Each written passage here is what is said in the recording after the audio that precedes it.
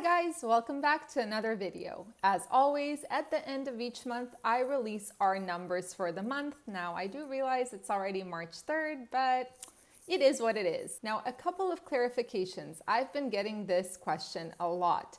These are numbers only related to our owner-operated trucks. These are not trucks that are being driven by company drivers, or as I like to call them, team members. Only owner-operated trucks. That's why you will not see things like wages or workers' compensation or payroll taxes or any of that. Okay, let's go ahead and get into this video. Make sure to have some tissues or paper towels by your side because we're gonna be crying together.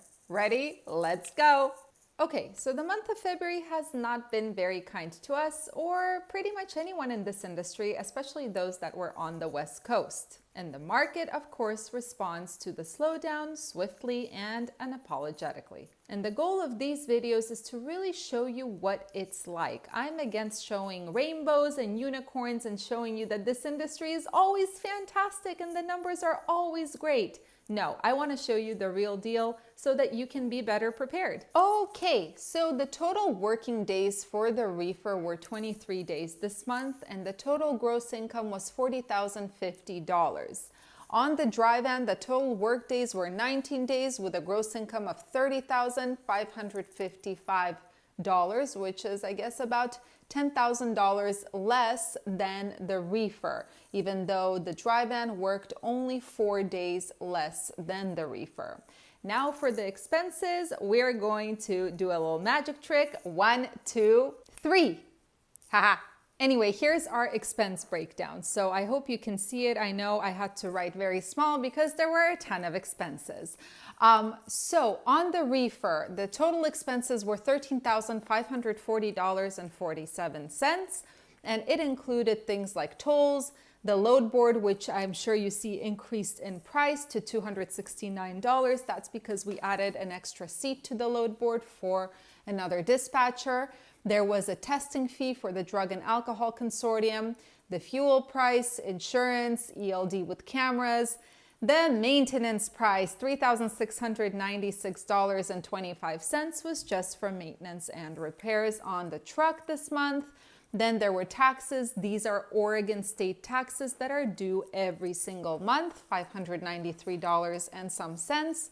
Then there were tools for the truck washes, scales, and other miscellaneous expenses. So these are the expenses for the reefer. Now for the dry van. I hope you can see it. For the dry van, the total expenses were $12,172.53. And these included, of course, the truck and trailer payments, which are $2,085 and some cents together. There was also the consortium testing fee, which was $59, fuel, $6,493, insurance, maintenance, $800 of the $902 in maintenance was because our dry van decided to terminate its existence on the electrical level. It just kind of, the system blew up in the middle of nowhere. So $800 of those dollars were to repair that issue. Then there were permits. These are DMV, California DMV permits that we had to get.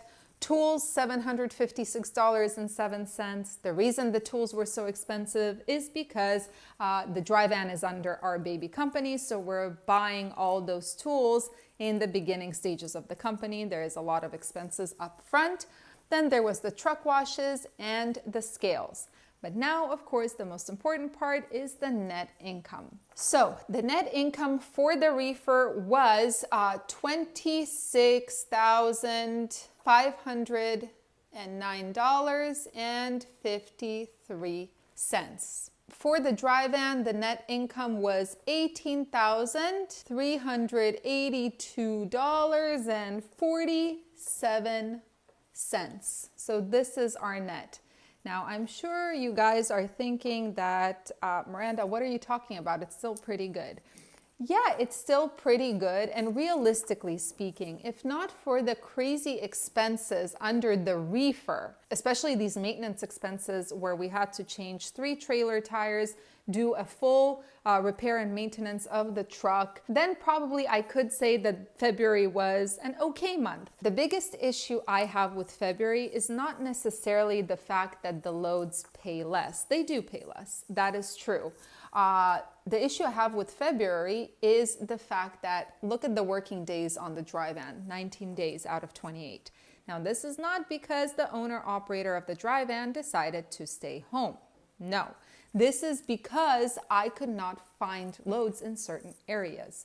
So it's been kind of a disaster, and it's also partially my fault. You know, I was the one who wasn't able to find a load. So it is coming back to me. I feel responsible for the fact that it's 19 days. And again, this is because certain areas just didn't have loads and we got stuck. So is it a disastrous month? No, absolutely not. It's not a disaster by any means. However, it's not as good as it usually is.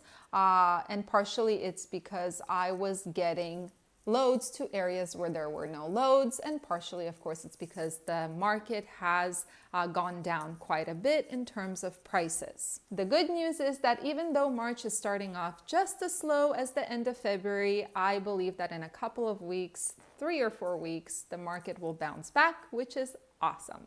So I hope you guys enjoyed this video, and I'll see you guys in the next one.